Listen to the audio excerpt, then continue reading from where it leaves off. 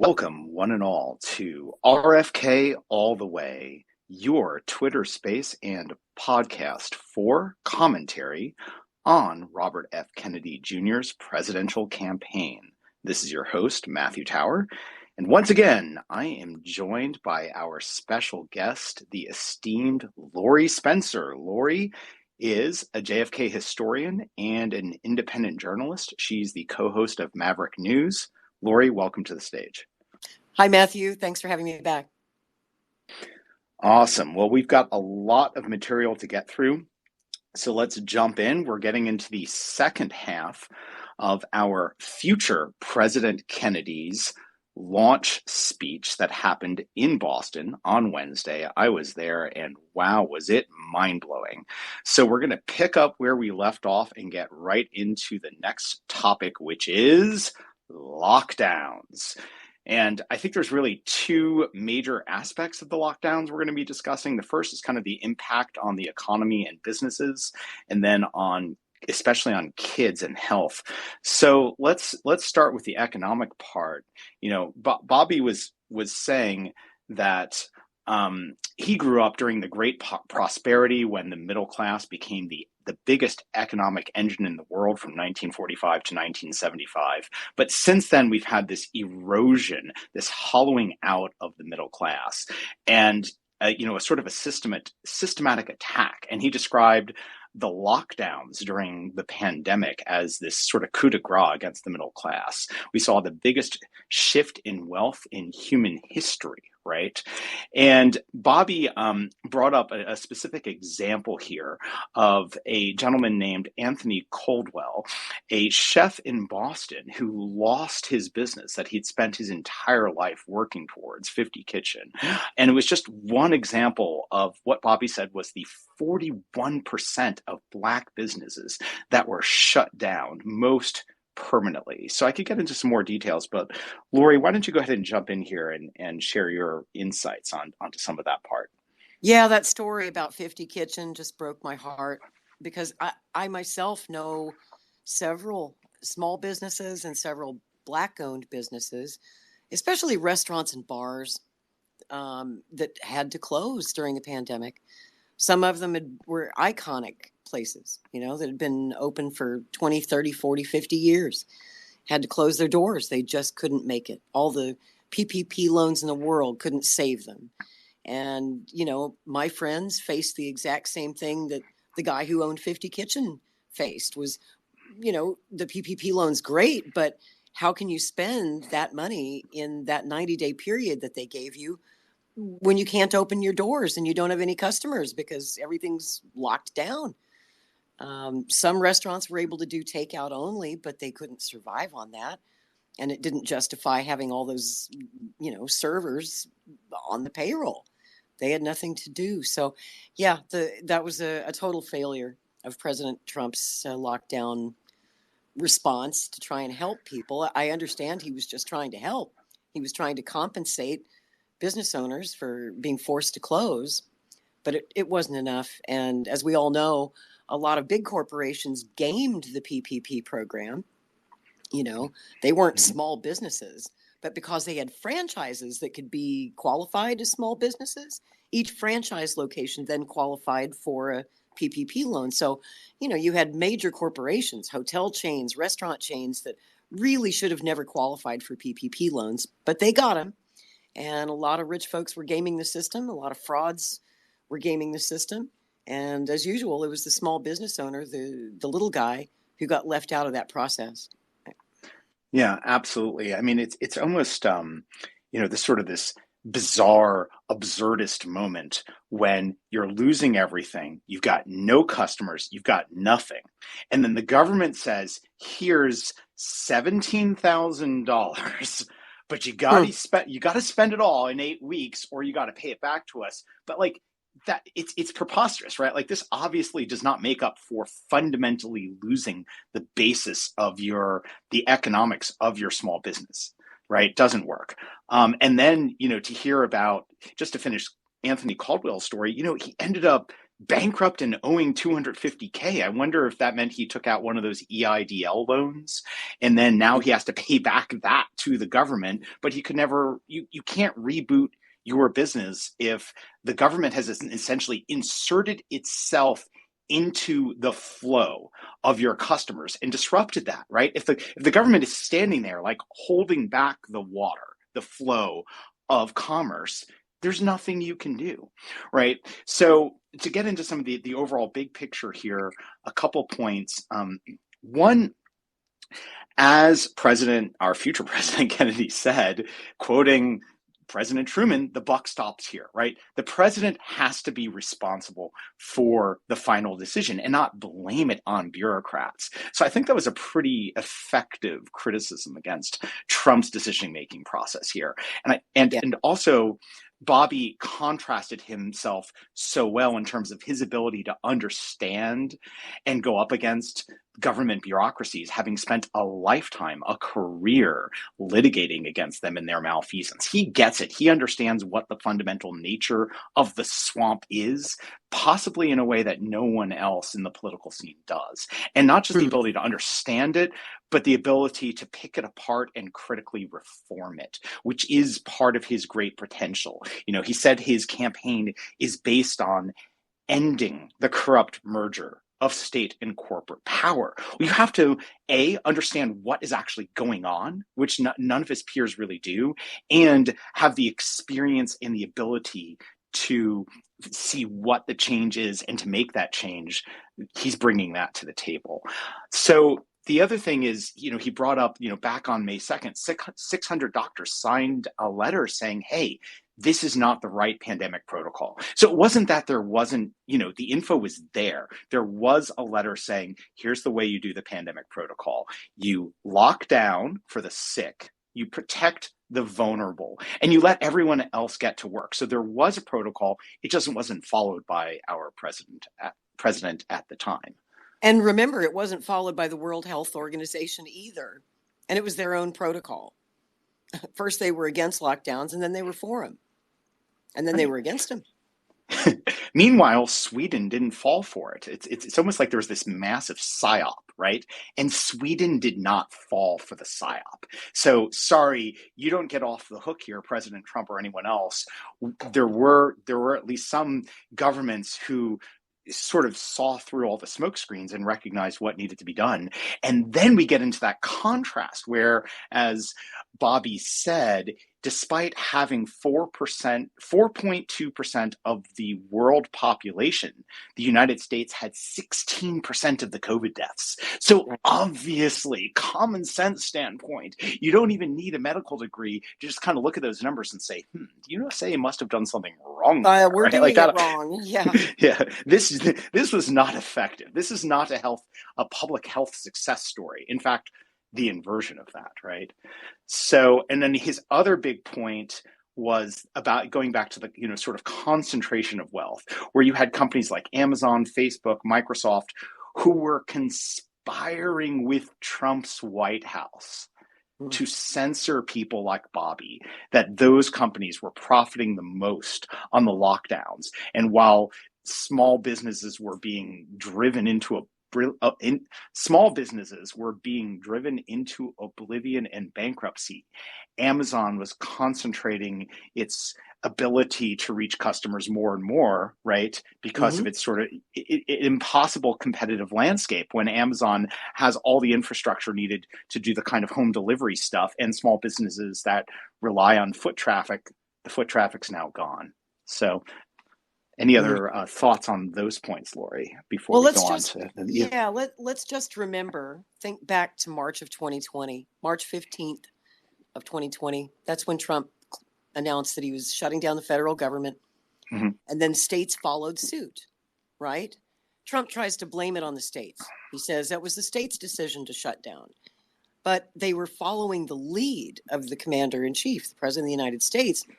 When he says he's shutting down the federal government, every governor in the country followed him. That's why he's the leader. So yes, that was an example in poor leadership. I also want to say that, remember, they told us at that time it was going to be 14 days to flatten the curve. Mm-hmm. We thought it was a very short-term lockdown, supposedly to give hospitals time to, beef up their PPE, make sure they had everything they needed. And it was only supposed to last 2 weeks. And then 14 days to flatten the curve turned into 2 months, and in some places 6 months, in other parts of the country a year or longer. And in other parts of the world, they locked down much longer than we did. Like over in Europe, they were locked down for over a year in much of Europe. And China, they were locked down for almost 2 years, or more than 2 years, right? So, if the United States, if the president is the leader of the free world, they're going to follow our lead. And the countries that did follow our lead in 2020 probably regret it now.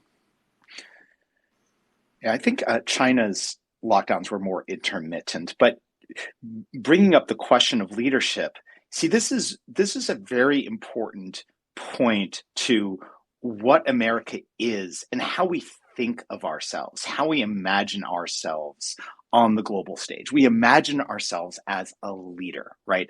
As a nation that leads in terms of democracy, freedom, human rights. We imagine ourselves that way, but the reality of the last 60 years has very much contradicted that. I firmly believe under a president, Robert F. Kennedy Jr., we can and will become that leader again. We can lead from a place of love and wisdom and compassion for one another.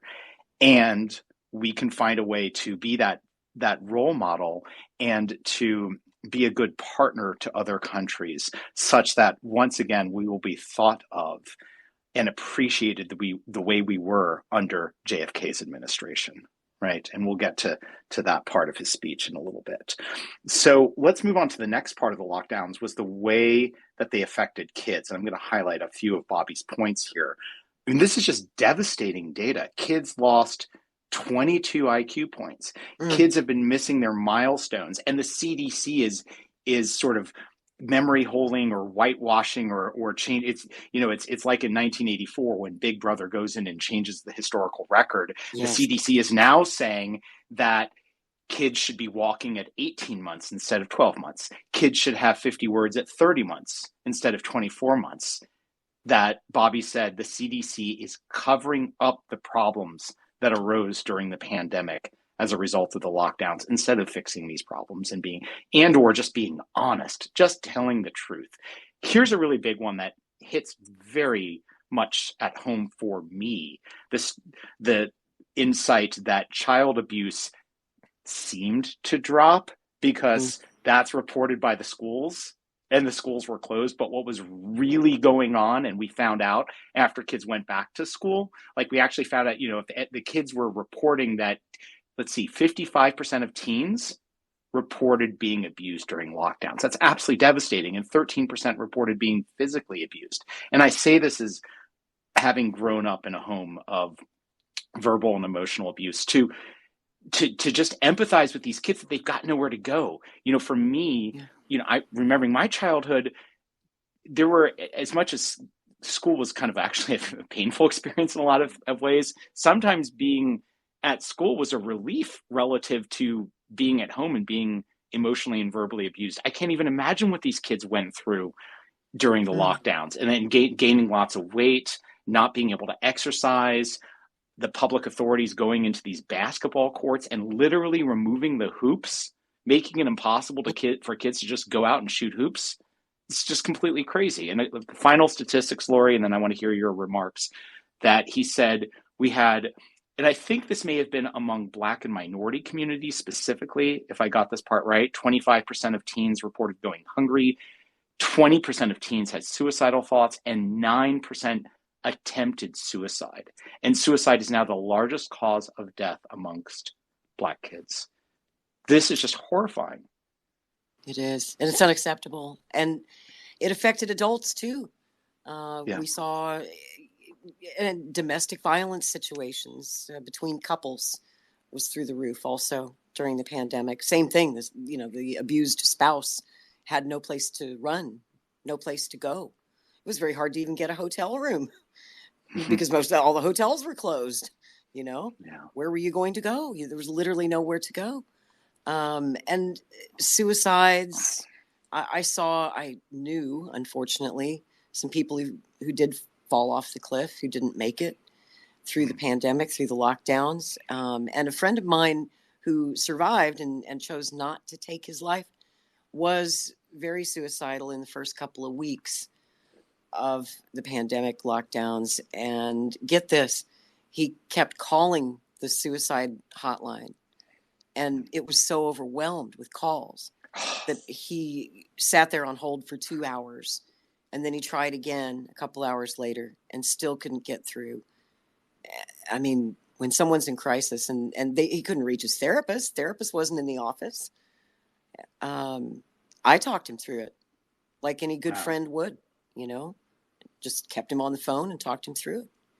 But it was up to us to save one another. But what do you do when you're stuck in a house where nobody supports you or somebody's abusing you? You don't, your whole support network is gone, whether that's at school or at your job or wherever your support network of friends may be. We were all cut off from one another. You Yeah. couldn't get a hug. Yeah, that's right. You were scared into not being physically close to others, even if you yourself was someone who is healthy and who would be very unlikely to develop, any kind of meaningful complications related to COVID. Even if you were in a super low risk category, that distinction was not being made. It was this sort of blanket approach and kind of a blanket psyop. And even my And friend that I talked through who was suicidal that night, we couldn't even do that in person. We had to do the whole thing over the phone, yeah, because of the lockdowns. It's put stress on human relationships in every imaginable way. And a lot of people just couldn't cope. We lost so many to suicide alone just during the lockdowns. People who didn't die from COVID, they died from isolation, from suicide, from depression. well, I just want to say, Lori, thank you so much for, doing that work, that light work of being on the phone with your suicidal friend and trying to support them. And I really appreciate you for doing that. And I want to just share something personal about how I got psyoped into believing a lot of this stuff. I remember reading a book called The Hot Zone, which is about Ebola and how Ebola can spread in such a way that the fatality rate is extremely high. And I remember watching videos during the very early part of COVID where I became quite frightened about the potential of COVID to kill people of kind of any age. Right. And and now the statistics, when you read Bobby's books, I've been reading both A Letter to Liberals as well as The Real Anthony Fauci. I mean, the statistics just don't bear out the idea that COVID is meaningfully dangerous to all groups. In fact, obviously, such a tiny risk of anything meaningful happening to kids and someone who's relatively healthy and under the age of 65 or 75 or whatever the cutoff is there. It's just a completely different story when you've got major comorbidities and or an older age. So I just feel like I fell for it. And I think a lot of people did. Well, And I that's think a lot of okay. people fell for the vaccine propaganda and a whole lot of other stuff. And But that's because, and you can be forgiven for that, because we know these things now, but we didn't know them then. We didn't know in March 2020, April 2020, early in the pandemic, that was not known to us. And I have a unique perspective on this because I caught that first wave of COVID that came straight out of Wuhan back mhm. in mid-January of 2020 is when I got sick. That was before we even had a name for COVID. We had no treatments for COVID. If you went to the hospital like I did because you couldn't breathe, they had no idea how to treat you. They didn't even know what they were dealing with. I was diagnosed with a viral pneumonia of unknown origin. That's what they Mm. called it. And they treated me as they would treat any patient with pneumonia. They didn't know it was COVID-19 they were dealing with. We didn't find out until months later when I was able to finally get an antibody test to confirm that, yeah, the infection I had was in fact COVID. But I too was very sick, and even after 3 or 4 months, I wasn't getting better. I was one of the first people who had what you now call long COVID, We didn't have a name for it then. We just knew that we got sick, we almost died, and we never got better. We weren't feeling better. And here I am 3 years down the road, guys, and I've still got, lingering neurological symptoms. Every organ of my body has been affected by long COVID. And I hope no one else out there gets it from a simple COVID infection. For some people, COVID is mild. It's like the common cold, and you're over it and you're fine. Just like some people take the vaccine and they're fine. They don't have side effects, but others do. And it's sort of like that with long COVID. Some of us, and there doesn't seem to be any rhyme or reason to it, why some people become long haulers and some don't. But, it's at least 30% of people who've had COVID end up getting long COVID. And these are the things we didn't know, is what I'm saying, back in March of 2020. Now we know. Now in hindsight, it's easy to look back and see where we made mistakes. But I tend to be more forgiving of anyone who might have fallen into the trap, the propaganda, the psyop, about masking, about so many different things that we were told, vaccines too. We wanted to believe our public health officials were telling us the truth. We desperately needed good information. We needed good statistics that we could count on. I don't think we got those from the government a lot of the time either. I think they were fudging those too. So, and even Bobby Kennedy himself, early in the lockdowns, was tweeting stuff like, hey, isn't it great that, the planet is benefiting from our lockdown, right? It's good for the environment. There's not so much pollution. People aren't commuting to work every day in their cars. It's good for the planet. But he quickly snapped out of it. I think a lot of it, he snapped out of it earlier than a lot of us did. By April or May of 2020, I remember Bobby was out there already saying some very unpopular things about masks. He didn't wear a mask. He was kind of telling people, hey, I think they're trying to use this thing to shut us up. I think they're trying to use this as an Orwellian method of control, this pandemic. And that's when a lot of people started demonizing him and calling him crazy. And it turns out, I think he saw things a lot sooner than the rest of us did. Absolutely. A couple other points on this, and then we're going to move on. Sorry, where was I going to go? I will say this. Yeah, I was just, I remember. A lot of sorry, environmentalists early in the pandemic were saying, isn't it great for the fishes and the birds and the water and the air that the environment's benefiting from humans staying home, right? All the environmentalists were saying that early in the pandemic. And yes, it's true. Sure, it's good for the planet, but it's bad for the people inhabiting the planet to lock down. Clearly. So here's what I was going to say is that as I've been reading Bobby's two books here, I've been jumping back and forth between them.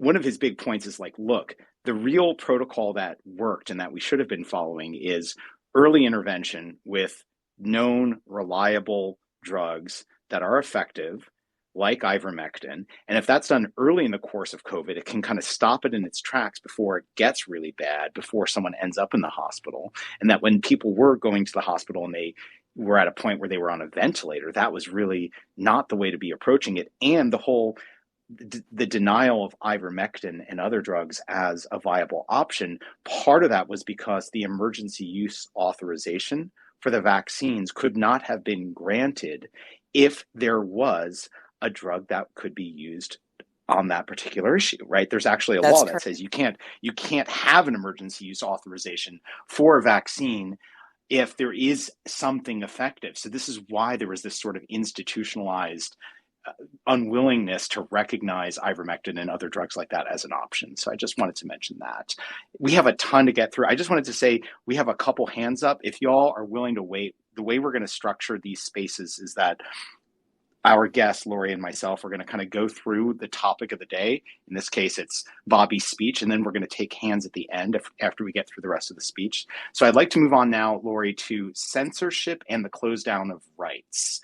the obliteration of American rights, which was the next section of Bobby's speech. So, he talked about freedom of expression, gone, freedom of assembly, gone, freedom of speech, largely gone. We had behind the scenes, and we know this now, thank goodness, from, for example, the Twitter files from Matt Taibbi, showing us what was actually happening, that the CIA and the FBI have been colluding for a very long time to rig social media platforms and ensure that certain, unobjectionable speech could not be published. And this has obviously been going on with Facebook, Instagram, YouTube. Bobby was deplatformed. Bobby had been putting stuff on Instagram early in the pandemic, and then his account got taken down when he started questioning the mainstream narrative.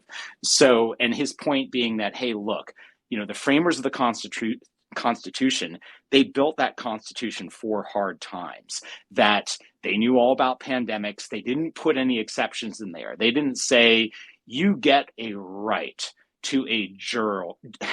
They did, sorry, let me say that again. They did not say you get a right to a jury trial in cases or controversies exceeding $25, except when. There was no except when. There was no except in the case of war. There was no except in the case of internal strife or civil war. There's no except in the case of a pandemic. There's no exceptions to these things. And look at how effectively they psyoped us into thinking it was good that we were losing a whole bunch of these rights. Oh gosh, we're not going to assemble because we could make each other sick. We're not going to into our places of worship because it could make us sick. So this is a good thing that this has all been being restricted. We became, I think, and this is not something Bobby said, I'm adding on to it a little bit, or here's my take, is many of us became so compliant in the erosion and the destruction of our rights. I'm a libertarian, and during the lockdowns, during the pandemic, the libertarian position was that the government should do nothing, like nothing about it. And of course, that made the left just shriek, oh my God, how can you do nothing? I mean, what kind of hard-hearted people are we? But, it's true. There is no pandemic exception to the Constitution. That's our libertarian position on it. A lot of people thought we were nuts at the time. Maybe we were right. I don't know. I mean, that's a personal decision. That's your decision to make. But I will say this. We've had pandemics in the United States, as Bobby pointed out in his speech, since the beginning of the United States. There were always pandemics and epidemics. And we did nothing. Even during the Spanish flu of 1918, the United States government did nothing. There were no federal lockdowns. The government was open for business. World War I raged on. There was no pause in the war for a pandemic. In fact, that's how the pandemic spread so rapidly, was through troop movements across Europe. There was no pandemic exception. There was no relief for the people from the federal government. Businesses were not closed, only in certain cities and states. It was a local decision to do lockdowns. And some lockdowns happened during the Spanish flu. But if you just look at the historical examples of previous pandemics, the federal government literally did nothing about it. And I think Bobby's point was maybe that it was best to leave well enough alone. But that was a point of view that you would have been excoriated for having back in 2020. If President Trump had said, well, we're going to do nothing about this. We're not going to lock down anything. We're not going to close anything. We're not going to compensate you. We're not going to send you $1. We're not going to do anything. That would have been an unconscionable position in the minds of many. He would have been excoriated for it. Well, here's what I remember Bobby said in his speech about what would have been the right approach, right? He said that there should have been lockdowns to around the sick, right? Okay. And then protecting the vulnerable and let everyone else go back to work. So that was what he described as the appropriate protocol. And I think he has a lot more details about that. That's all. Quarantine. Yeah. Well, it's clearly a mixed approach, right? Of sort of aligning your policy to the specifics of the circumstances of the person, their level of vulnerability, and so on. So that's not doing nothing. I think he had a very clear sort of policy outline. It was just a different policy, and a policy that he thought would have been a lot more effective. And then you go back and look at, Sweden, and their policy was effective, right? Just in terms of what ultimately happened. And he also had a protocol that he outlined for how does this get treated, and how do doctors talk to each other and share their approach and their successes. Okay, so let's keep going here on this topic of. So actually, the next thing he kind of pointed out is that we've got all these government bureaucracies that are essentially owned by the industries, right? NIH, EPA, CDC, FDA, DOT, and you look at something like the train wreck in East Palestine, right? This happened because we had a captive agency, right? The DOT is captive, and we need somebody who's going to stand up to these bureaucracies, as I mentioned earlier. We have terrible food because the food companies and the pesticide companies own the FDA, right? So we need a president. Bobby said, you need a president in this time of history who will stand up to his bureaucracy. And I totally agree. So, and then the next section, actually, Lori, did you want to say anything about that? Or can I go on to the chronic disease epidemic, which is different from the COVID stuff? But well, it does tie in though, because yeah. long COVID is now a chronic disease. So we can just add that to the long list of chronic diseases that Bobby talks about, and that so many of those, as he makes the case, are tied directly to Dr. Anthony Fauci's reign as the head of, So anyway, yeah, go ahead. All right. So Bobby said we have a chronic disease epidemic in this country. We spend $4.3 trillion to treat chronic disease,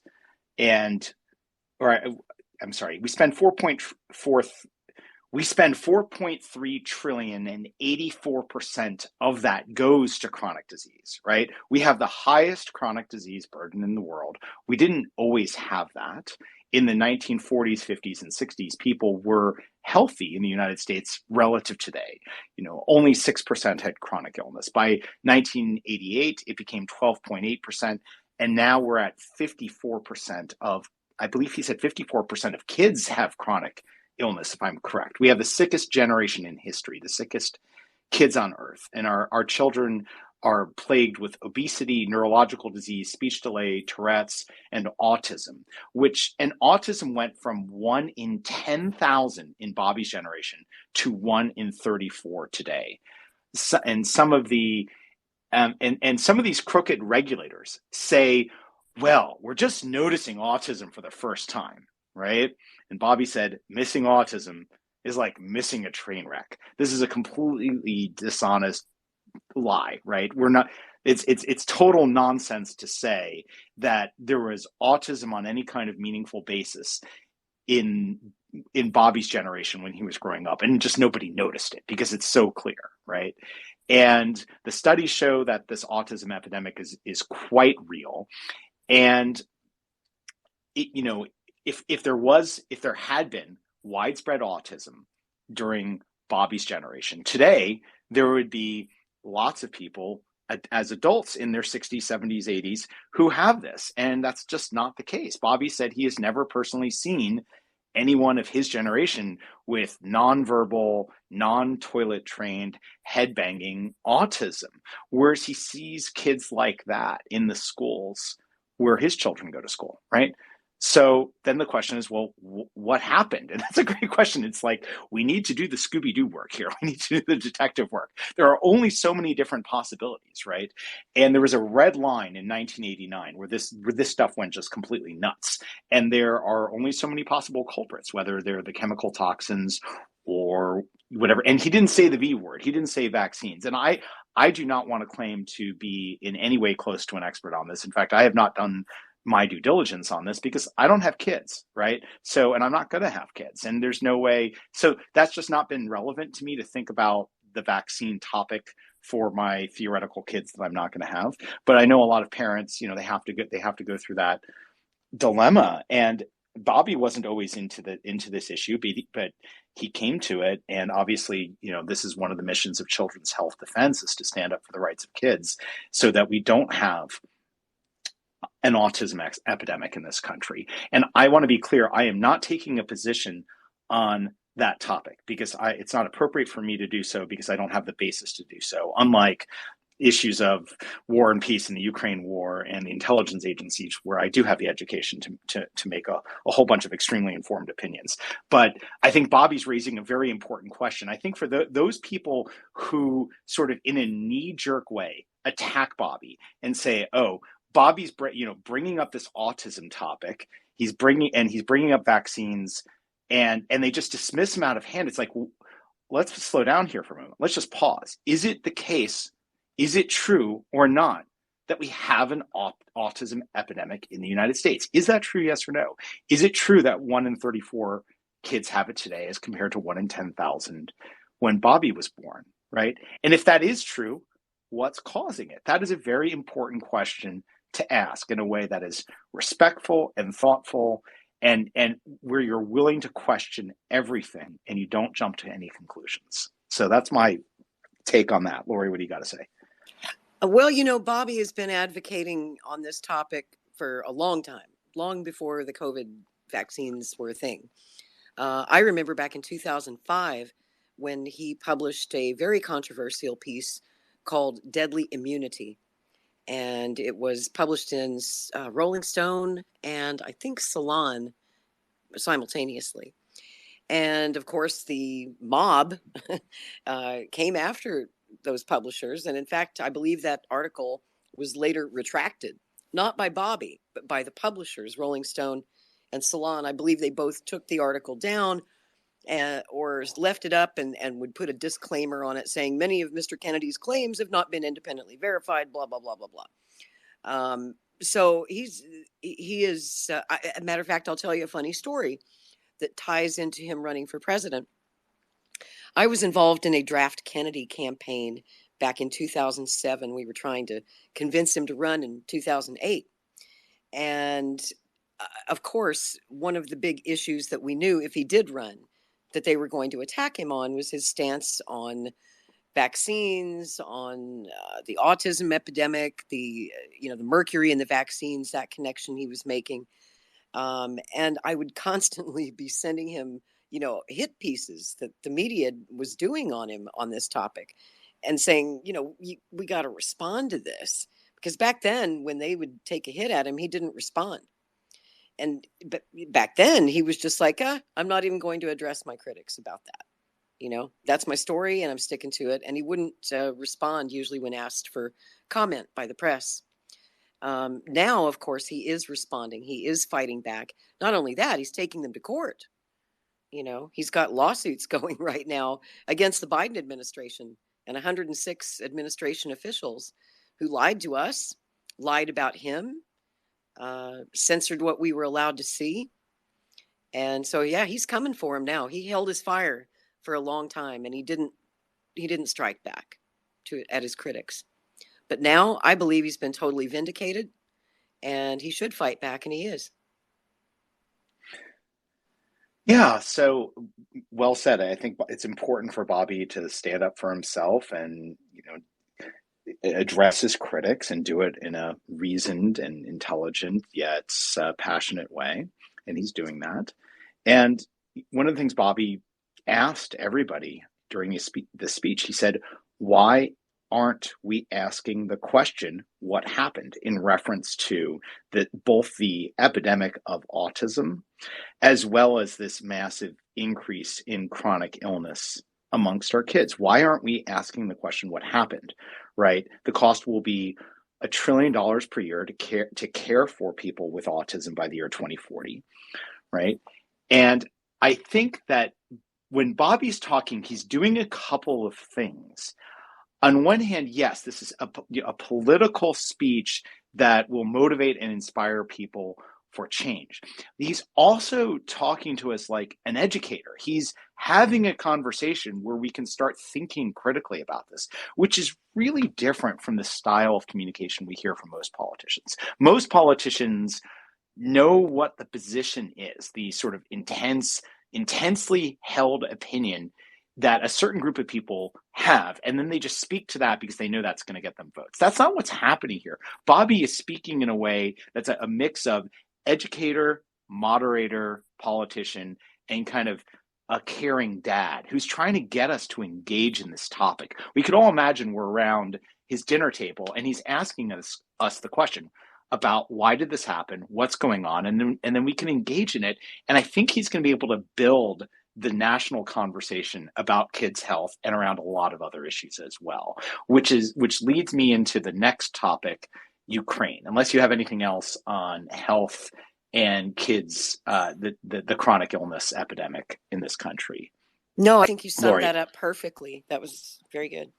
Okay, well, let's go right into the Ukraine war, right? And Bobby said, we need to have a national conversation about the war in Ukraine, a mature conversation that allows for nuanced complexity, and we need to do it respectfully, right? So this is, when has a politician said those kinds of words, setting the table for, here are the terms. Before we even talk about the issue, we're going to talk about how we're going to talk about the issue. We're going to talk about what it means to be emotionally integrated, mature, respectful adults and citizens who want to together explore this topic so that we can collectively find the truth together. If we can collectively find the truth, as in facts, reality, and or the moral truth, and or the essence, and or what's really going on that may not be obvious on the scenes, once we can sort of all get on the same page on the moral truths, the facts, the hidden agendas, all of it, then from there, we can, as a nation, move in the direction that is best. That is the best choice for America, for the world, for our people, for the Ukrainians, for the Russians, for everybody, right? So this is really important for a president to do. And I think this is very different. What we are seeing is not just a once in a generation, a once in a lifetime politician who is able to lead from the heart and create the safe space for a mature conversation. So he starts off right away and he says, we can't say one side are Nazis and the other side loves Putin, right? So the implication, I think what he's saying here is that those of us who are opposed to the current US involvement in Ukraine, we are inflaming the situation if we say the pro-Ukraine folks, the folks who want to send more weapons to Ukraine, are Nazis. And certainly the other side who is criticizing us and calls us Putin lovers or Putin appeasers, that's not helping. I will say this, though. I think there is an irony here that for me, I'm very much out as totally critical of the current US role in this situation. I am not calling those who want to send weapons to Ukraine Nazis. I'm not doing that. I would say, and I think this is very important, this is factual, that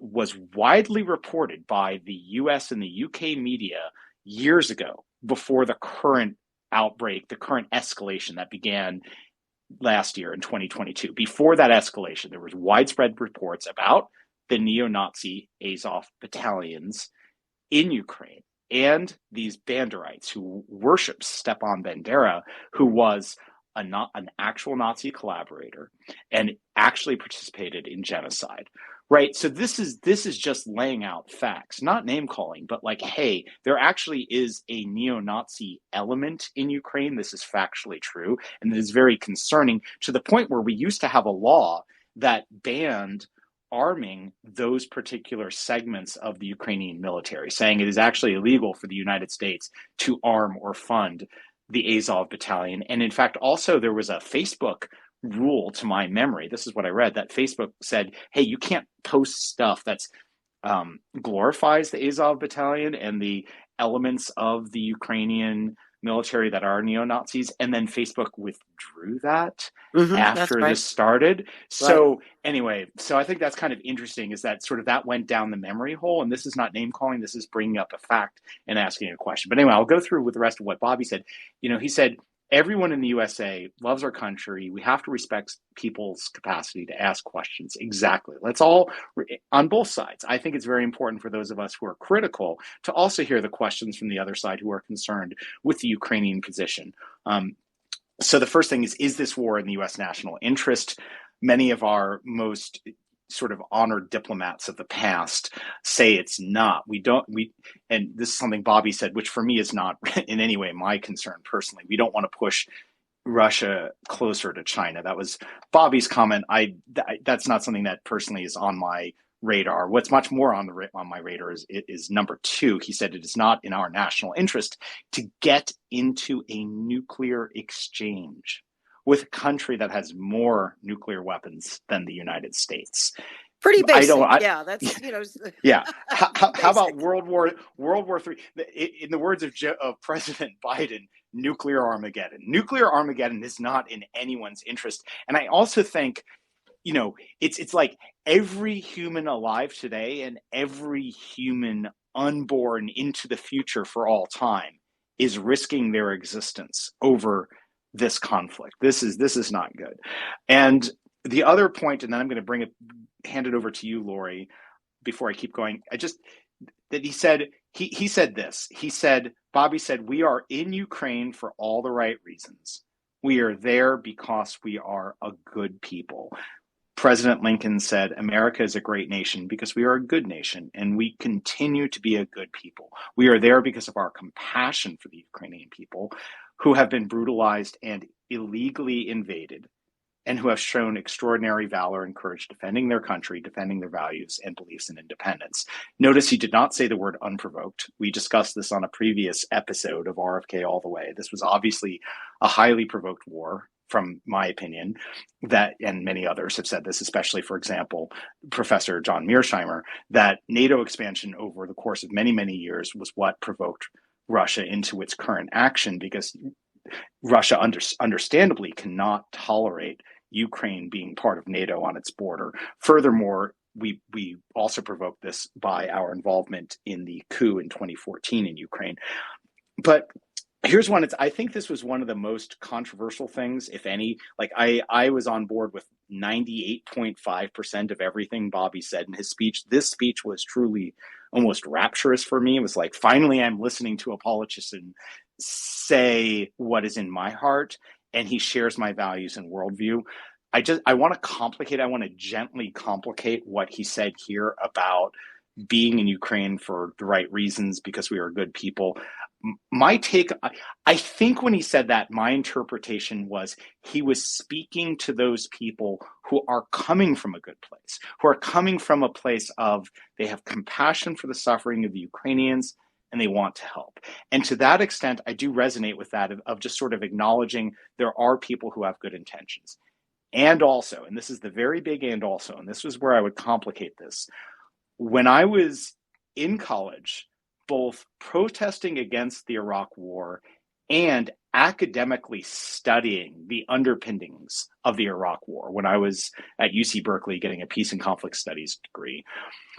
Well, one of my classes, we read a book that was entitled, I believe, Humanitarian Arguments for War in Iraq, right? And it was a collection of essays, and some of them were conservatives, some of them were neocons, and some of them were so-called liberals who all had this kind of idea that, hey, it doesn't really matter what the US government is saying about why we should go to Iraq war, even if we're saying a whole bunch of stuff that may turn out to not be true, even if it's not true that Saddam has weapons of mass destruction. Here are the humanitarian reasons. We are going to spread democracy. And yes, we're going to be spreading it at the barrel of a gun. And yes, it's going to be messy. But when we remove Saddam Hussein, democracy will flourish. And all of these people who have been suffering under Saddam's rule, they will be liberated.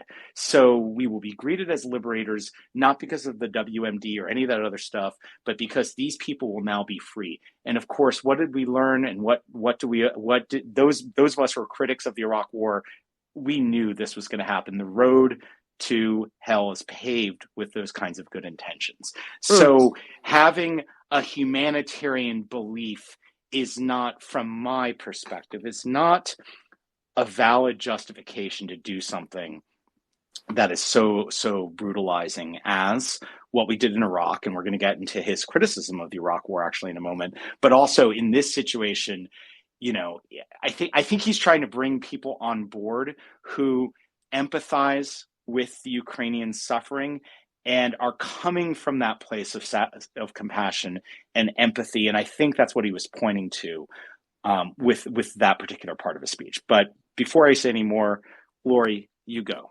Ukraine and that part. Sure. Just a couple of quick points on that. As far as the Nazi element, it's very true. I mean, I'm a historian. I study the Cold War period, and I've studied the history of Ukraine-Russia relations pretty in depth. That Nazi ideology, what we now call Nazi ideology, perhaps more accurately should be called Ukrainian nationalist ideology, has been a thing there since the turn of the 20th century. They predated the Nazi party in Germany by some 30 years, but were practicing what we now call Nazism, fascism. And of course, the Ukrainian nationalists historically, since 1917 forward, were opposed to the communists in the Soviet Union. Ukraine was part of the Soviet Union, and so there were always these skirmishes and civil wars going on between the two. You know, these two ideologies have been at war with each other for 100 years. And also, it's important to point out that the United States and the CIA specifically, and Britain's MI6, we've been meddling in their affairs since the end of the Second World War and the beginning of the Cold War. We were actively recruiting and training and funding these Ukrainian nationalists, what we call the Nazis in Ukraine, from 1946, 47 forward. And we were using them as, you know, little bands to do guerrilla warfare against the Soviet Union, trying to affect regime change in Russia. What we're seeing play out now, in many ways, is the same old game that we've been playing for a long time. And it's the CIA that is behind all of it. Of course, nuclear weapons, when the Soviet Union, you know, successfully obtained their nuclear weapons, that was a game changer. And so rather than, you know, the old strategy used to be these little guerrilla wars and covert ops and proxy wars like Afghanistan, rather than going directly toe to toe with the Ruskies on the battlefield, we've tried not to do that until now. And we're getting closer and closer and closer to that. We already know that our special forces are in fact doing battle in Ukraine.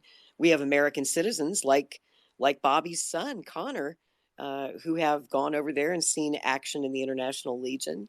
So yeah, the next step is a draft and you know, having to put more Americans in there. That seems to be where this is going, unless somebody can put a stop to it. The Well, other thing, well, God, sorry, go ahead. I was going to say, well, God forbid that happened. Please Yeah. continue, Lori, and then I'll jump back in. Well, you know, I've been collecting a lot of feedback from people since Bobby's speech on Wednesday, just wanting to know what people thought of it. And the number one complaint that I keep hearing from folks, and I don't blame them for feeling this way, is that they didn't like when he called it, when he said Putin's invasion was illegal. That's a hot topic. That's a hot debate. Was it illegal? Was it not illegal? You could argue that it was. You could argue, on the other hand, that yes, it was provoked. And I was listening to Scott Ritter last night, his regular podcast, Ask the Inspector, and he was asked about that. And Scott, you know, has had a lot of nice things to say about Bobby. I know he supports Bobby. He likes Bobby a lot. But he said, but Bobby, you're just plain wrong on that one. You can always count on Scott to just tell it straight, tell it like it is. And he didn't mince words. He said, Bobby, you're just flat wrong on that one. It was not illegal. So that's how Scott feels about it. Well, interesting. And Bobby recently had Scott on his podcast, which was a great conversation. So, you know, I recommend folks watch that one. But, you know, whether or not I certainly can't speak to whether or not what the legalities were, but what we can see very clearly is that this was extraordinarily provoked. And I think that's the important point, because if you look at what is it the mainstream media is using as a talking point over and over again to brainwash and program Americans to believe that everything we're doing is right and just, it's the idea that it was totally unprovoked, as if Russia just went in there for absolutely no reason. Ukraine was minding its own business. And that wasn't the case. The United States completely provoked the whole situation over the course of many, many years, in fact, decades of NATO expansion. So let's keep going through Bobby's speech here, because we've actually got a lot of territory still to cover, and we want to make sure we get to some guest speakers before we wrap up at 10 o'clock Central Time. So, I'm going to cut to Bobby's, what I thought was the key quote here. Bobby said, I know President Biden and his administration have slowly been revealing that actually our involvement is not what it seems. We're actually there for reasons other than alleged compassion for the Ukrainian people. And so here's what Bobby's quote was. If we are there to exhaust the Russians or regime change Russia, doesn't that mean the Ukraine is just a pawn in a geopolitical battle between two great superpowers? And our strategy is to put the flower of Ukrainian youth into an abattoir of death in order to exhaust Russia. And he said that because we've had quotes directly from both Biden and senators and Lloyd Austin and other members of the United States government that have commented on, President Putin cannot remain in power. We want to exhaust the Russians. We want the Ukrainians to fight to the last Ukrainian here. We want to degrade Russia's ability to fight and do it and we want Ukrainians to do it with our weapons. So there's a lot of actual on the record evidence to support that that's what's really going on here. So, Lori, what are your comments on that quote? I actually just, I'm sorry, my audio was cutting in and out for a moment, and I missed the last part of what you said. Could you repeat the quote for me? Well, the main quote was, this is what Bobby said, if we're there to exhaust the Russians or inflict regime change onto Russia, doesn't that mean the Ukraine is just a pawn in a geopolitical battle between two great superpowers, and our strategy is to put the flower of Ukrainian youth into an abattoir of death in order to exhaust Russia? Absolutely. I mean, we're killing a generation of Ukrainians. If the numbers I'm hearing are correct, 300,000 since this war began, and that's just on the Ukrainian side. The Russian losses have been staggering too. Those numbers just make the Vietnam War look like child's play. It's all the reason why I'm so committed to stopping this war. And I did want to say, as a follow-up, because not a lot of folks here, not everyone may be aware of the CIA's long history of meddling in Ukraine and the origins of this current war. I just retweeted some of my own historical work on that topic. If you go to my Twitter feed, you'll see I just retweeted those a few minutes ago. Yeah, I've got all the historical documents there that were declassified under the Nazi War Crimes Disclosure Act that, show you the whole history of how we've been doing this since 1945, 46.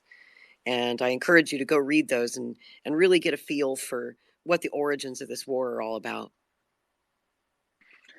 Absolutely, Lori. You've done amazing historical research on the CIA's using of Ukrainians in this grand geopolitical war against Russia. And isn't it fascinating that our future President Kennedy chose the word pawn, because it really ties in with the book The Devil's Chessboard. And if you have not read The Devil's Chessboard about Allen Dulles, the CIA, and the rise of America's secret government, I strongly recommend that book, because it will take you through the entire arc of what the CIA was, what it became under Dulles, and how Allen Dulles used the CIA unfortunately, to assassinate President John F. Kennedy.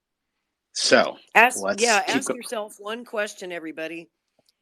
Why weren't any Ukrainian Nazis who committed genocide prosecuted at Nuremberg in 1945? Ask yourself why. I'll tell you why. Because the Ukrainian nationalists were our friends. They were the friends of the United States. They were the friends of the British, the MI6, the CIA. We protected them. We shepherded them. We got them out of there in rat lines, and we brought them over here. This is a long relationship, everybody, a long relationship. So that relationship between Alan Dulles and both German Nazis and the Ukrainian nationalists who were essentially Nazis, all that connects to where we are today and the CIA's current geopolitical strategy. So let's keep going here. So this is one of the real hearts of Bobby's speech is where he's connecting the 113 billion to Ukraine and the fact that his friend Keith Amato, who he has this lovely personal relationship with, and every week they eat oysters together that Bobby pays for because Keith can't afford to do so. Keith is now dropping down from $283 per month in food stamps to $25 a month.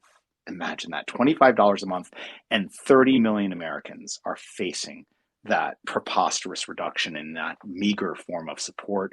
15 million additional Americans are going to be dropped from Medicare, and we're just printing money for these wars. So, and this is that connection between when we spend our national wealth on foreign wars abroad, we cannot have a meaningful social safety net at home, as we learned from Martin Luther King, Bobby Kennedy Sr., that all these themes are still repeating and still with us. And he said that the Iraq War plus its aftermath cost us $8 trillion. We spent $16 trillion during the lockdown, Bobby reported, so that's a total of $24 trillion. And we're borrowing money from China and Japan, and we're printing money to fund all of this, and it's paid off with inflation, which is a tax on the poor. So here we've got Keith and others on food stamps going to $25 a month, which is really not even a day of food.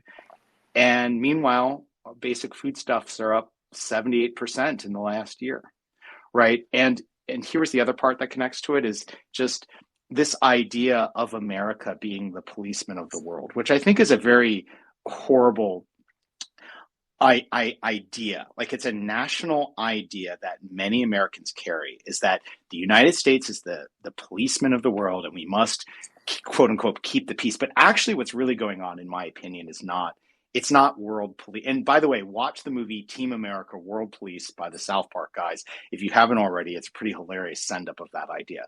But what's really going on, I think, is not policing, it's empire. And he said we have 800 bases around the world now. So if you look at a map and you look at all the 800 little dots, what you see is an empire. And we spend $880 billion per year on our military. We were supposed to get a peace dividend after the Soviet Union collapsed, but no, we're just running empire, running foreign wars.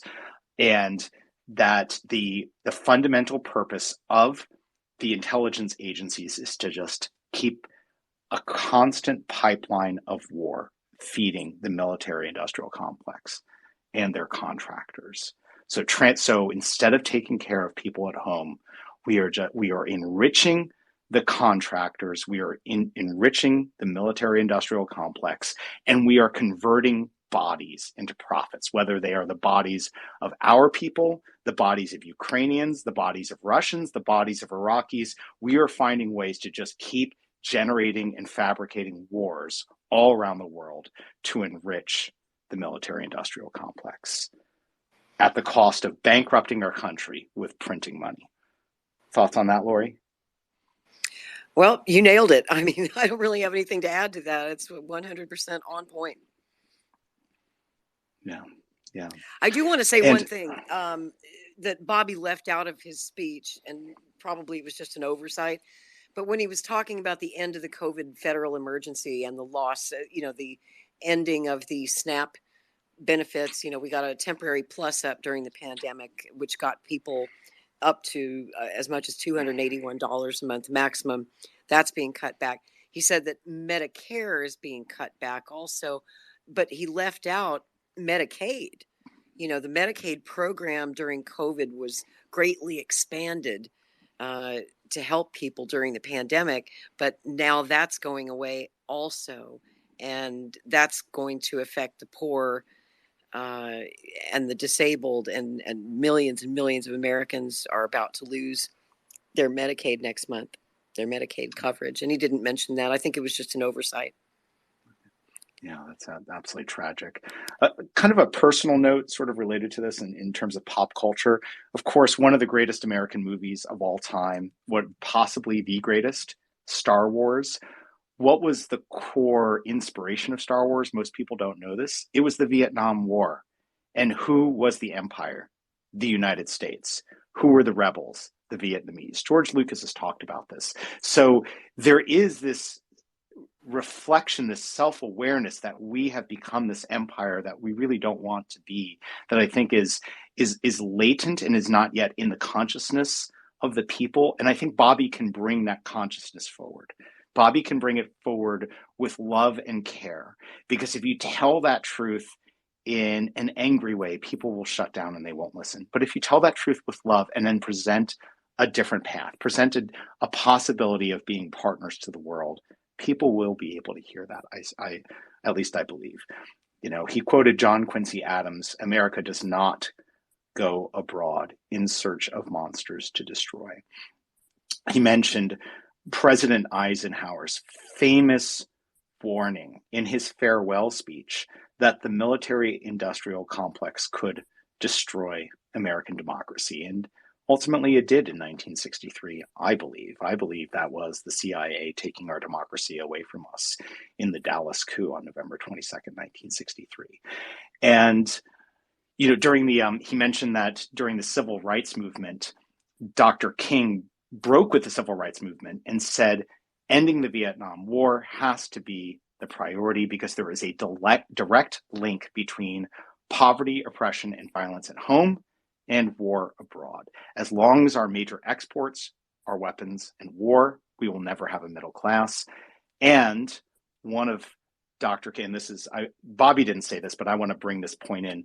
One of Dr. King's most important statements, in my opinion, was the greatest purveyor of violence in the world today is my own government. In other words, if you look at the period following the end of World War II, to my understanding, the United States has caused more combined wars, deaths, murders, regime changes, coups. The number of countries we've couped, where we've overthrown the government, is dozens and dozens. I don't know the exact number, but it's enormous. It's just endless. So this whole sort of dark path that we've been on ever since November 22nd, 1963, we have a chance now. We have a chance now to become a new country, a new America, I believe, under Bobby.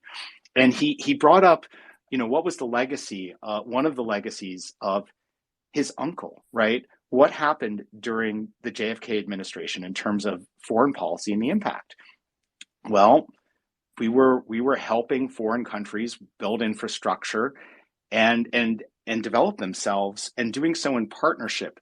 He said, with the Peace Corps, we had Americans going abroad not in military uniforms, but as civilians, right? To work with people locally. And in foreign countries today, there are more statues, roads, hospitals, and universities named after JFK than after any other president. And then he said this, and this is so key: if foreign countries love the United States of America, that's good for our economy and for our security. Can you imagine a university named after George W. Bush in Iraq or anywhere else in the Middle East, right? Right. You see my point. So this whole idea of security, the idea that security comes from bombs and dropping bombs and guns, like this is an inversion of both the truth, and we have a past historical example to show us what is possible when we are partners and cooperators in the world instead of dominators and conquerors. And so then he gets into a discussion about the CIA specifically, right? And and how JFK, and he admits that his uncle got rolled. He brought up a couple examples of presidents getting rolled, and he said his uncle got rolled. He came in, the CIA and the military complex kind of uh, convinced him to, in part, support the Bay of Pigs. Of course, JFK did not send in any American troops, but he kind of he did not stop them from doing what they were going to do with the Cuban exiles. But then he realized what was really going on midway through, and that they were basically trying to, and this is my understanding, entrap him into sending in U.S. air support to bomb Cuba. And he said, no way am I going to do this. And he realized he'd been rolled. He realized he'd been lied to. Alan Dulles, Charles Cabell, Richard Bissell, Louis Lemetzer, Curtis LeMay, they'd all lied to him. And so what did our president, John F. Kennedy, say? That he would shatter the CIA into 1,000 pieces and scatter it to the winds. And of course, unfortunately, he didn't live to do that. And unfortunately, the CIA got him. Alan Dulles and all his cronies got him in Dealey Plaza on November 22nd, 1963. But he alerted us through his words to this danger. We became aware of what the CIA was all about, in part because of his legacy and because of those around him who passed down those words to us. So we still know the danger that they represent. And that's right. No other American president ever said anything along those lines. Never dared to. Well, actually, I have a slight pushback for you on that, Lori. 1 month to the day after President Kennedy was assassinated, Harry Truman, who had signed the executive order to bring the CIA into existence, to create it out of its the former version of itself, but to turn into, he wrote an op-ed that was published December 22nd, 1963. I believe it was in the Washington Post, where he argued that we needed to end the CIA's role in covert actions, end its role in anything other than simply the collection of intelligence and the transmission of intelligence to the executive branch. And he, in my opinion, reading between the lines, implied the possibility that the CIA had been responsible for JFK's assassination. Truman is a perfect example of another president who got rolled. He got rolled into creating the national security state in 1947 when he created the CIA, when he created the NSA.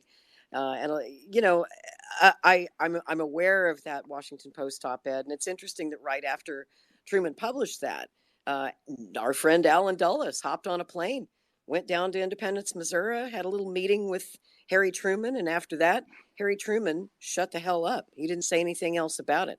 He let that one go. But my comment meant any sitting president, any current sitting president, not a past president. They all love to come out and say after, many years later, then they cop to their mistakes they made as president and say, gosh, mea culpa, I didn't know any better. And Truman was just one of many who did that. Very, very well said. And furthermore, Alan Dulles, what he did was he misrepresented Truman's op-ed. He lied and claimed that Truman had not intended to write what he wrote, and that one of Truman's assistants had wrote it and gotten Truman, sort of not knowing what he was doing, to sign it. He claimed that Truman had said that to him, which was completely not true. So there's a lot of Alan Dulles was a consummate liar, right? So Lori, I just want to check in on time. Do you have a hard stop at 10 p.m. Central Time? Is that correct? Yes, unfortunately, I have to hop off here in about 15 minutes. Great. Well, here's what I'd like to do. I want to there's still a bunch of stuff. I'm going to try to speed round this. Let's do 5 more minutes to wrap up Bobby's speech, and then we're going to bring up some speakers. Does that work for you? Sure. Okay, great.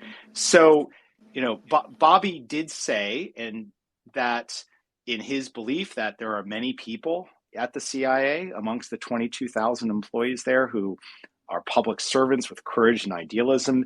And it's just that, unfortunately, a number of people kind of rise to the top and are in the tank for the military-industrial complex, kind of poison the well. And those are my words. And that he has someone on his campaign who was a former spy, who's a top agent. Amaryllis. And, hopefully, I'm just hopeful that Bobby can lead the transition to the light, that we can find a way to sort of that he's going to lead that transition so that we have a CIA, whatever the CIA is today, it's not going to be that under his administration. It's going to be something that isn't doing coups and wars and regime change. And I just trust Bobby has the wisdom on how to make that transition happen. Can I just say one thing about that? On the Yeah. off chance that Bobby might hear this later, or if I get a chance to tell him in person, I certainly will.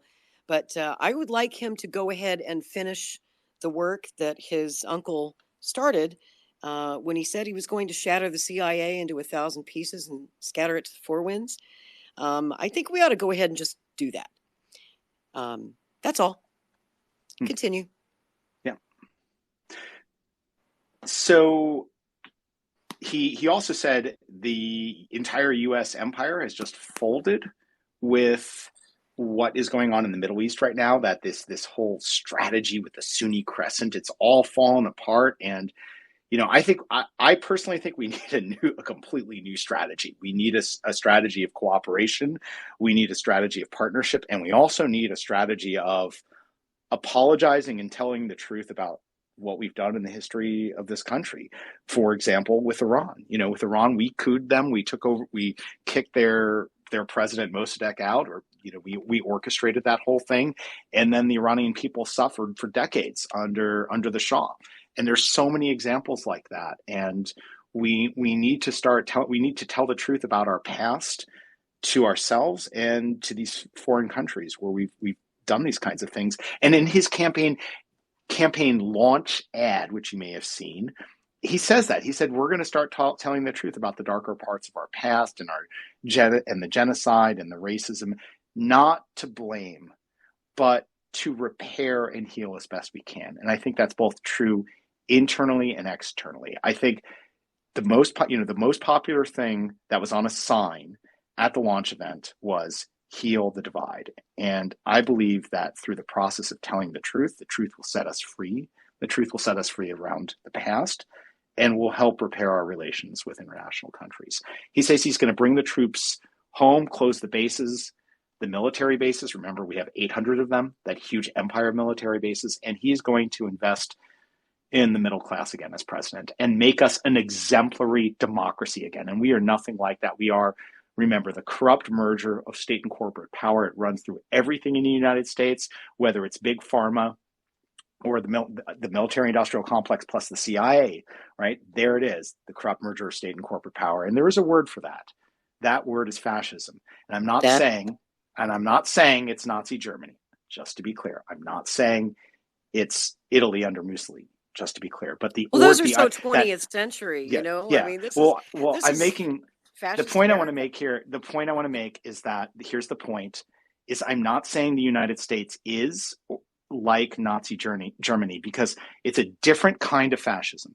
What those countries were overt fascism, where it was obvious what was going on. Here, what we have is covert fascism, where, because the media is so controlled by these companies, by the corporations, who are then tied in that corrupt merger of state and corporate power, the media is literally lying. They're being told what to say. They're being told they must say things like Russia's invasion of Ukraine was unprovoked. They must say, remember, right after Nord Stream was blown up, Russia blew up the Nord Stream pipeline. They're being told what to say. And then the American people believe it because they want to believe that they're free and they want to believe they're being told the truth, but they're not, right? And that's becoming more clear all the time. So he also said he said, I don't want the Democratic Party to be the party of fear and pharma and war and censorship. I believe the Democratic Party is the most lost it has been at any time since 1968, when Lyndon Johnson was deeply unpopular due to the Vietnam War. And the Democratic Party now represents the opposite of the ideals that many Democrats in the past would have professed to represent. And then he says, we have to be more than just neocons with woke bobbleheads. We need to stand up to corporations and war. We need to put our kids first. And that's what a Kennedy Democrat is. So he's creating a new category here. He's saying, and we had signs there that said, I'm a Kennedy Democrat. It's like, this is a new kind of Democrat, but it's also an old kind of Democrat because we're resurrecting the democratic values of FDR, JFK, RFK, and Dr. King. And he's been preparing for this role his whole life because of suing all of these agencies prepares him to have the ability to critically think and engage, disrupt, and create real systemic change in these various government agencies that have this corrupt merger of state and corporate power, right? He says he's not safe for the vested interests. Absolutely. He said, I'm not safe for the vested interests. My job is to keep you safe, right? And then the last thing he talked about, two more things. He talked about his father fathering him to hold the value that his people are the people who are poor. People on the Native American reservations, people of color, people who he said, quote, I was in a tar paper shack smaller than this dining room, and the kids only got one meal a day. And Bobby Sr. said to him, when you get older, I want you to help these people, right? So these are your people, Bobby Sr. told him. These are Kennedy people. And the last thing he said is, you give me a piece of ground and a sword, and I'm going to take back this country with your help, the help of all the homeless Republicans and Democrats and independents who are Americans first. And that is the essence of this campaign. This is about restoring America, rebooting America, creating USA 2.0. USA 2.0, leaving behind whatever it was that was created on November 22nd, 1963. I call it USCIA. I believe we've been living in USCIA since November 22nd, 1963. I believe when we have our new president, Kennedy, we're going to get USA 2.0. And what we're going to do is transcend party ideology and party loyalty. When this country was founded, say what you will about the founders, they had plenty of flaws, but one thing is they all came together as Americans. They were not driven apart by different political tribes in the early days. They knew they had to just be Americans to found the United States of America. And I think what's going to happen is people are going to realize future President Kennedy's campaign is about being Americans again and for the first time in a certain way in creating USA 2.0. So that's what I've got. Lori, do you have anything else to say? And I want to get in at least a few minutes with some speakers. Yeah, unfortunately, I have to go in about 5 minutes, but I do want you to continue without me after I leave the meeting so that you can get to the other speakers. That was such a long speech that Bobby made. It takes quite a bit of time. It took us 2 episodes to get through the whole thing. It was like a 2-hour speech, but I wanted to leave you, as I often do, with a quote. And this week, I'd like to leave you with a quote from President Kennedy, which ties back to where Bobby closed his speech on Wednesday night when he was talking about the Kennedy people, those of us who are just the general public, those of us who can't afford lobbyists to represent our interests. And I wanted to show you a quote from a speech that President Kennedy gave to the United Auto Workers in May of 1962. And it's one of my favorite speeches, and I love this part. He said, "Now I know that there are some people who say that this isn't the business of the President of the United States, who believe that the President of the United States should be an honorary chairman of a great fraternal organization and confine himself to ceremonial functions. But that is not what the Constitution says.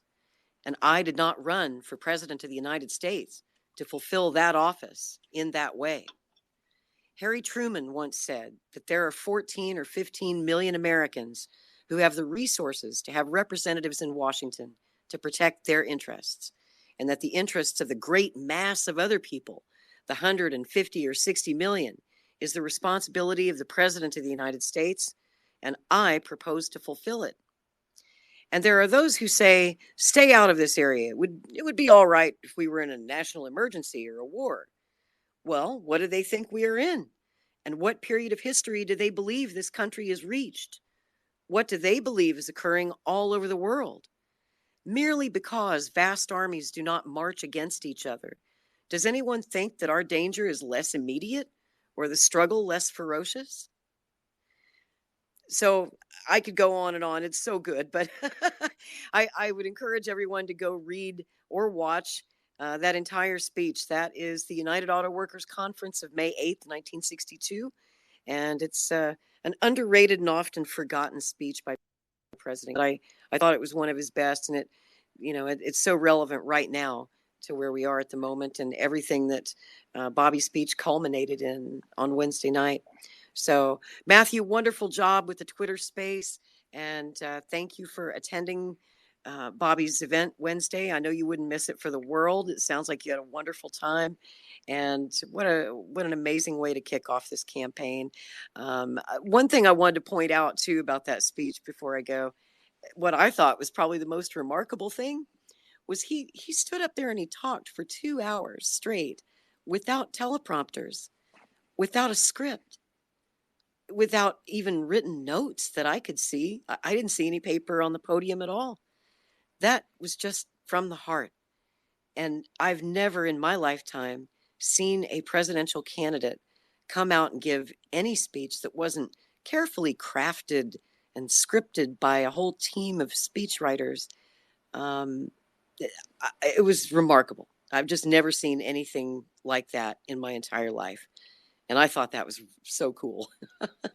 I got to tell you, I'm hard to impress. I'm a tough critic, but I thought that was so, so cool. And I think that's what impressed me most.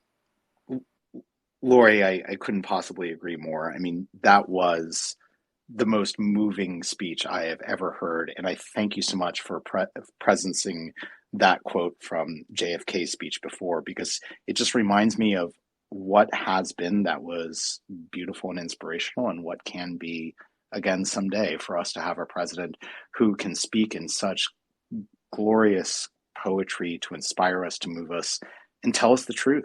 Tell us the deep truth that we need to hear to come together as Americans and create and forge a new nation. So, Lori, I'm going to wish you a good night. Thank you for joining us, and I'll take it from here and bring up some guest speakers.